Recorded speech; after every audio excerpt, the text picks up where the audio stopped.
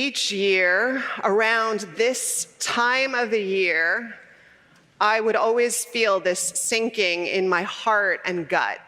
Usually around 5 o'clock in the evening, I had a favorite aunt who loved fall. She would go rhapsodic about its beauty and delight in the clean, crisp air. It was like fall was a charger cord plugged straight into her heart. Not me. That 5 o'clock hour when the weakness of the sun felt most apparent, so weak it couldn't even make it through the commuting hour, the cold that most of us in our lizard brains are still wired to read as danger, like in the Game of Thrones when they say, "Winter is coming." And we don't mean sledding and joy. We mean, I hope you put away enough acorns and firewood to make it through. And the leaves, right? The gorgeous leaves in their last gasp of life, but still in their last gasp, let go.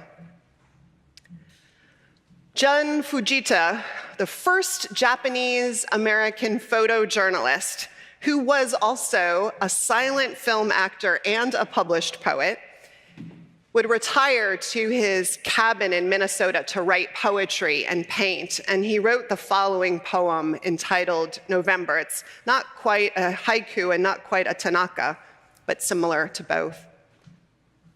On a pale sandhill, a bare tree stands. The death wind has snatched the last few leaves.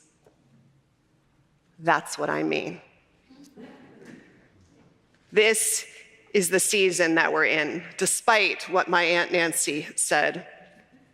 And for so many generations, our natural world in this northern hemisphere gets taken to a place in our hearts and minds where we feel closer to the proximity of loss, up against the living and the dying, separated by this veil, but brought closer, it felt, by the weakening sun. This death of another year, leaves falling, the withdrawal of warmth as part of it, catches, as poet Naomi Shihab Nye says, the thread of all sorrows in so many of us. And we remember so much else that's part of the web of life that we have watched fall away. One way to hold our sense of loss is to witness to it, to those we've lost and why we miss them and what they left behind.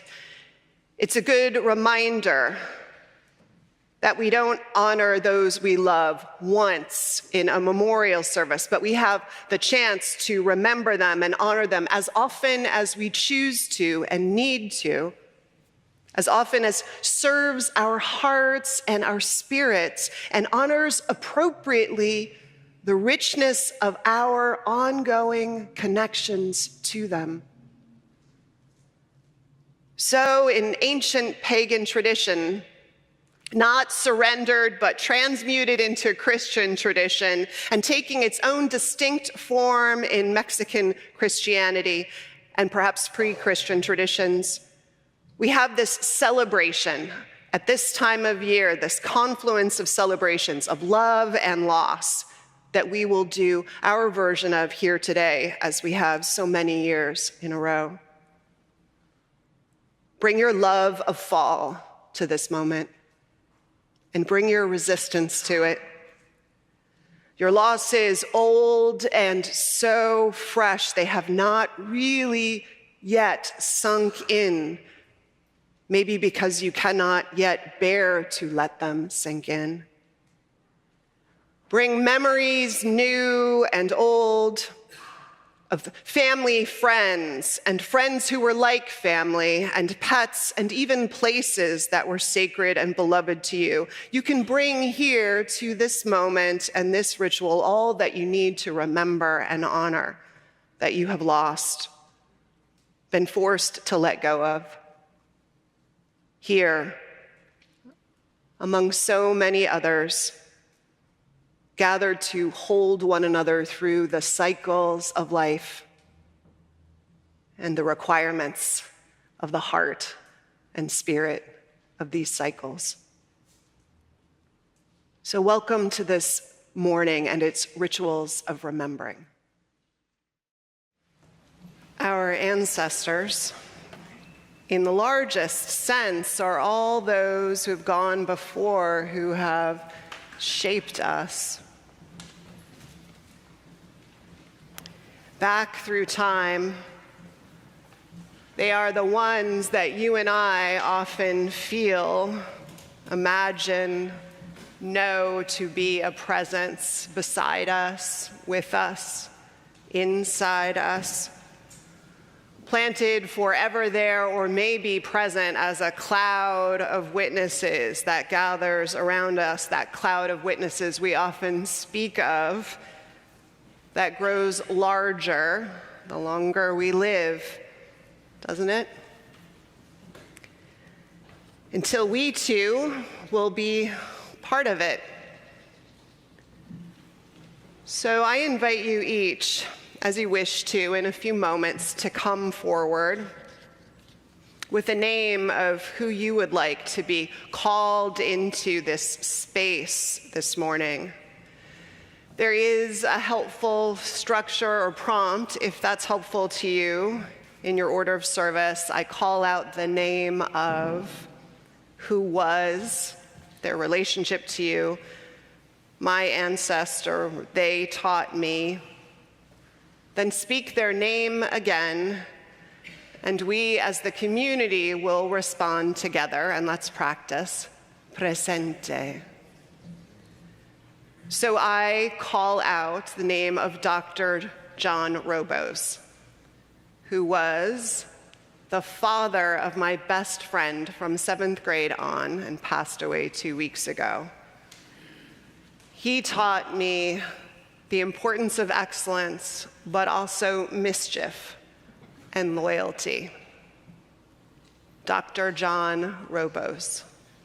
Presente.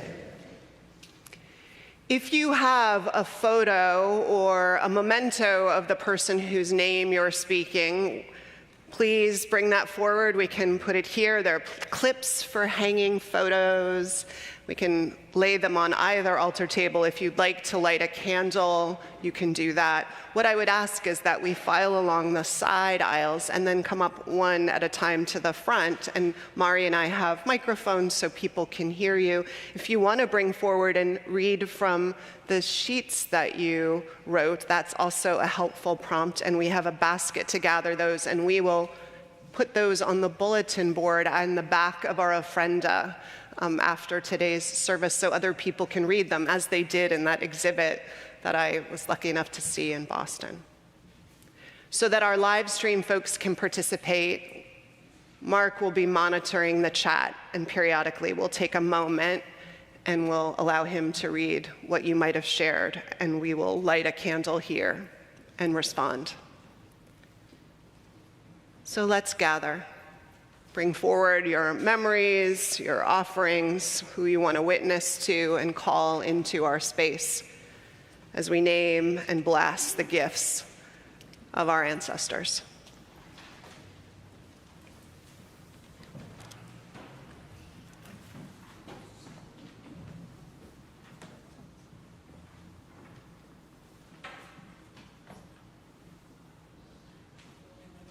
Harold Chapman. I've mentioned him before, but I miss him so much sometimes. Harold Chapman, presente. My father, Marcel Quenneville. From him I learned unconditional love and appreciation of the ridiculous. Marcel Quenneville. Presente. My sister, Diane Pekarik, from whom I learned that anything we do together, it can be fun and it's important to be happy. Diane, presente. Tom Mohan, who was a lifetime friend. He taught me how to be a proud gay person. Say his name again. Tom. Presente. Debbie Brennan. She taught me to appreciate life. Debbie Brennan. Justin Vanderlaan, my father. He taught me how to be a parent. Say his name again. Justin. Justin Vanderland. Presente. Do you want me to hold this for you? Yes. I want to show you this photograph. A lot of you probably know it. This was done of Martin Luther King by my dear friend George Conklin, Methodist minister, who died and whose daughter, beloved Karen, died 1 month before he did. And this is the last picture I took of Karen one night when we ran into them at a little club that played music. And Say their names again. George Conklin, he's here, and Karen Conklin. Presente.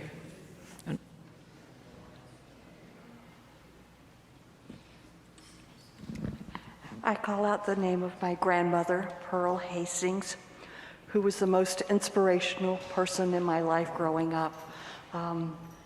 From going to an orphanage at age 5, she became the superintendent of public welfare for a rural county in North Carolina by horse and buggy and boat, and said there's nothing you can't do if you're really determined. You just have to have a vision, and you gotta have love and laughter. Pearl Hastings, Presente.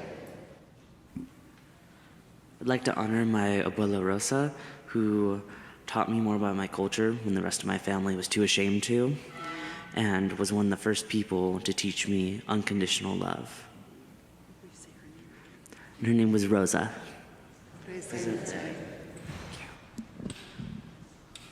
I wanted to speak about my grandfather. He was an Irish immigrant, and he came over to this country and worked on the railroad. He only had a 4th grade education, but he was very inspirational to me. He told me to always be strong, to help the poor, to help those who don't have a voice, and also to never cross a picket line. Say his name again. Oh, Edward Anthony Cunningham. Presente. Charles Hartwig, my father. He taught me that service to others brings meaning to life. And also, he and my mother, through the work that they did with the Unitarian Society in Livermore, building it from a tiny fellowship up into a thriving church, and as members for 50 years, taught me the joy of community. Charles Hartwig. My teacher, Albert, who taught me something I mostly forget, that good words without good deeds are the worst profanity. And I am suddenly remembering him. I thank you for listening. Say his name again. Say his name again. Albert. Presente. I have two. The first is my aunt, Lillian Legg. She was my father's last remaining sibling who died at 101. And I learned from her forgiveness and generosity. Will you say her name? Lillian Legg. I call in David McGran, my father, who passed 6 months ago, and he taught me that there is good, joyful music in every genre that you could possibly encounter. David McGran. Presente. Nancy Grantham. She was my mentor at work and taught me how to be able to present information to the public that they need to survive through emergencies and thrive through difficult administrations like the current one, and she passed away on Tuesday. Nancy Grantham. Presente. I call out the name of Hollis Greenwood. She was a friend for almost 40 years. She taught me the importance of experiencing powerful places, including Kauai and Ashland, Oregon. Hollis Greenwood. Presente.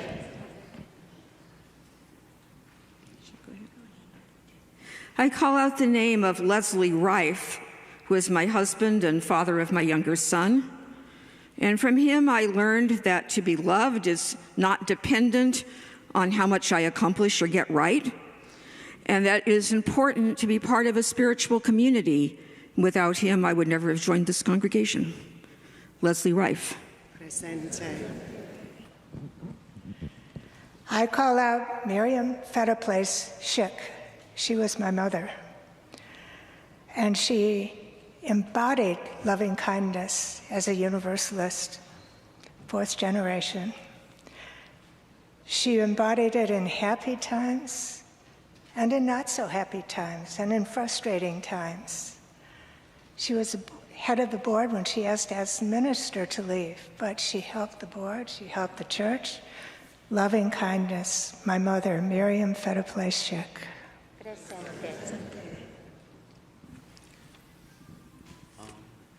I've lost several people. My wife, Yvonne Jones-Most, was a beautiful artist who taught me that you can share whatever you know, and don't be afraid that other people will steal your art, because nobody does art the same way as anybody else. And you can share as much as you want, and they can try to imitate you, and they will never do the same way as you do. And she was a very beautiful woman, and I miss her. I also have another person. Would so you say her name again? Say her name again. Yvonne Jones-Most. Presente. You want to say her other person? Yeah, you can. For my friend Kyle Wood, who was my oldest friendship. We've been friends for over 35 years. He was one of the first people I came out to, and he was, from the beginning, he was very supportive, very understanding, very accepting of it, never had a problem with it, was never an issue for him. And that's really just a model that we all need to follow of how to be an ally to someone who comes out to you and how to be a friend to them. For Kyle Wood. Presente. I also want to talk about my father, Mel Most, who, when he died, I was really angry at him, and I never really thanked him for the things he did.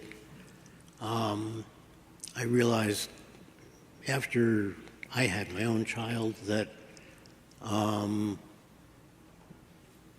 we all do the best we can. And as much as we try, we'll never succeed in really doing what you want to do with your children. But the quote I remember from him was, "Before you can say why somebody is wrong, first look through his eyes and say why he thinks he's right." Say his name again. His name's Mel Most. Present. Rosalía Gomez was a friend from the 1970s. He passed away earlier this year. He told a lot of stories. I learned a lot about what it was like growing up Chicano in East LA from him. He had a million stories to tell and also a considerable number of really bad jokes. Rosalía Gomez. Presente. I called my good friend John Joseph Grant into this space. He was just the funniest person you could ever know in your life. He and I and a magician friend were on a game show once, and he lost the game for us, but we didn't hold it against him. We all stayed pretty close.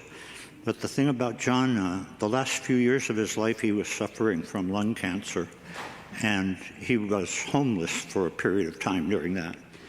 And things just were very hard for him at the end. But we had a lovely living memorial for him in the auditorium of Hollywood High, where he had gone. And so I wanted to call him into this space as well. John Joseph Grant. Presente.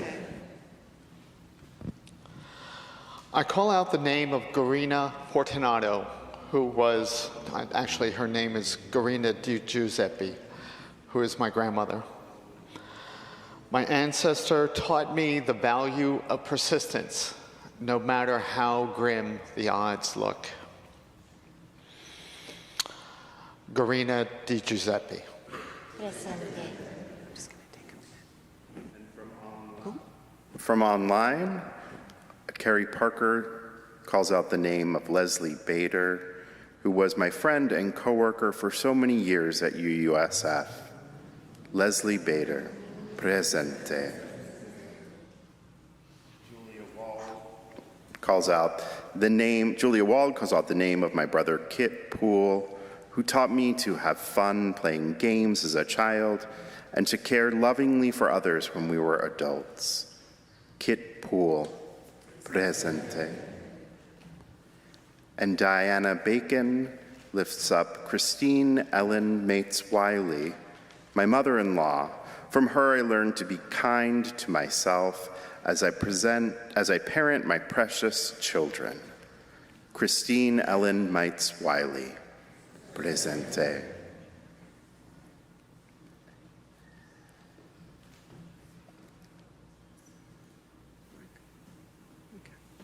I call out the name of my brother Dave. He taught me to sip a Manhattan when I was 18. And no matter what dumb, awful thing just happens to you, to throw back your head and laugh. David Jeffries. Presente. I forgot to say what George Conklin taught me. George Conklin taught me that it's possible to run videos under a dictatorship, which he taught people to do internationally. I spoke to him earlier. George Conklin. Presente. And now I call out the name of Anne Fagan Ginger. Anne Fagan Ginger was the youngest judge, female judge in the United States, and the first one at age 26. She could not get a job anywhere. And so she did a lot of filing for other attorneys. And eventually, what she did was write books. And she died at age 100. And there will be a service for her at the Berkeley Fellowship, the beginning of December 2nd.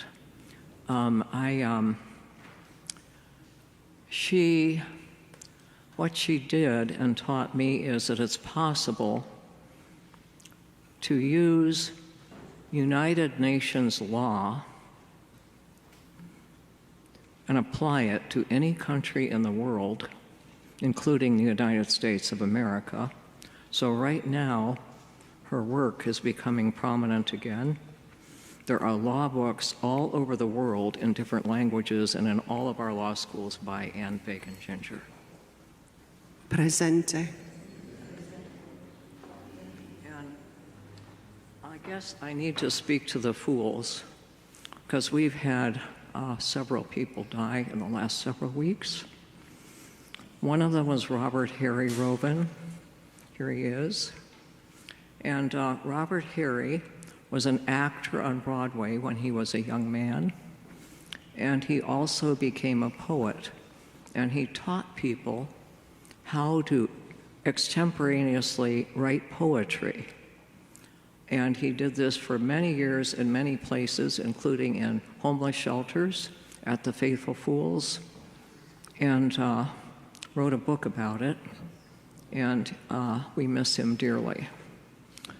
So that's Robert Harry Robin. Presente. And then there's Sister Addie, Franciscan sister. I don't have a photograph of her today. There was a memorial service for her in Little Falls, Minnesota, at the Franciscan place, and Carmen Varsity was with her when she died several weeks ago. So, Sister Addie. Presente. The last one is a cat. This is Nikama. She is my adopted younger sister in Jerusalem's cat. And I have known Nikama since she was about 6 weeks old. And she recently, you can see here, she's sleeping on top of Noga. And her husband, Shimon, sent me that photograph. And she died 2 weeks ago in the arms and the hands of Noga.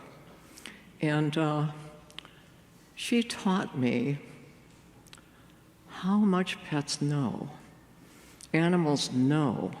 She knew exactly how different people felt, and she would go to comfort that place that was hurting. And I know that other animals do this. For instance, Finn does this. Hillary's little pet, little dog. And so I just wanted to call out Nikama. Presente. Thank you. I want to call in my Charles Xavier, my beloved Weimaraner. He was 90 pounds. And Charles taught me joy, appreciating the moment, quiet moments, adventurous moments, what it means to let go, and the importance of snacks on the couch before bed. Charles Xavier. And if I may also, Presente, thank you. Call into this space my mother, Lynn White, who passed away recently also. Yeah, sure. My mother, Lynn White, who passed away recently. And she taught me a sense of justice and equality in the world, and a fierce sense of survival. And I miss her dearly. Lynn White, thank you. Thank you. I want to call out my younger sister, Susanna Voss, who died too soon of MS, but she taught me about sweetness, vulnerability, and courage. And she was a wonderful, wonderful singer and was singing till the day she died. And here's a picture of her in front of Alice in Wonderland in Central Park. Susanna Voss.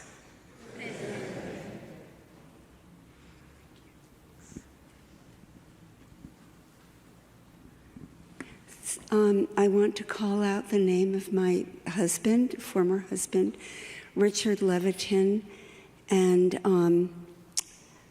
I don't know what to say, except I have a card that he gave me, and a long time ago, and it says that I give you all that I am, and I don't know how many people can say that.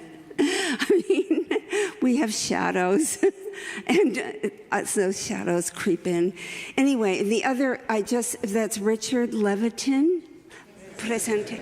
And I also want to speak the name of Sadie Cat, who died exactly 9 years to the day and to the hour that my husband died.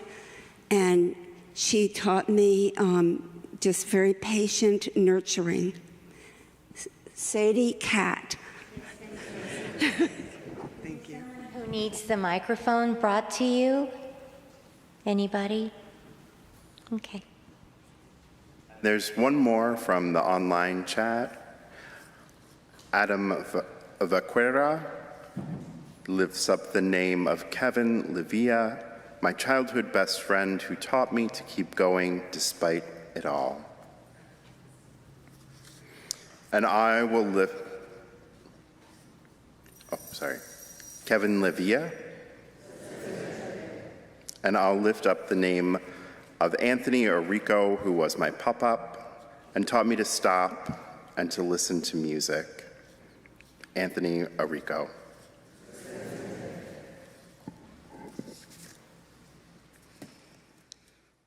Now that we have our offerings and we have our beloveds, our ancestors here with us, we'll do a blessing in gratitude and invitation. It's a poem called Feeding You by Carmen Tafolla. I have slipped chile under your skin, secretly wrapped in each enchilada, hot and soothing, carefully cut into bitefuls for you as a toddler, increasing in power and intensity as you grew until it could burn forever. Silently spiced into the rice, soaked into the bean caldo, smoothed into the avocado, I have slipped chile under your skin, drop by fiery drop, until it ignited the sun altar fire in your blood. I have squeezed cilantro into the breast milk, made sure you were nurtured with the clean taste of corn stalks, with the wildness of thick leaves, of untamed monte, of unscheduled growth. I have ground the earth of these Americas in my molcajete until it became a fine and piquant spice, sprinkled it surely into each spoonful of food that would have to expand to fit your soul. Dear mijo, dear mija, dear corn, chile, cilantro, mijos, this is your herencia. This is what is yours. This is what your mother fed you to keep you alive. Buen provecho, queridos ancestros. Welcome home. Welcome today to be with us. May our gifts bring you nourishment. We thank you deeply for the nourishment you've given us. Welcome back today. Gracias a la vida. Amen.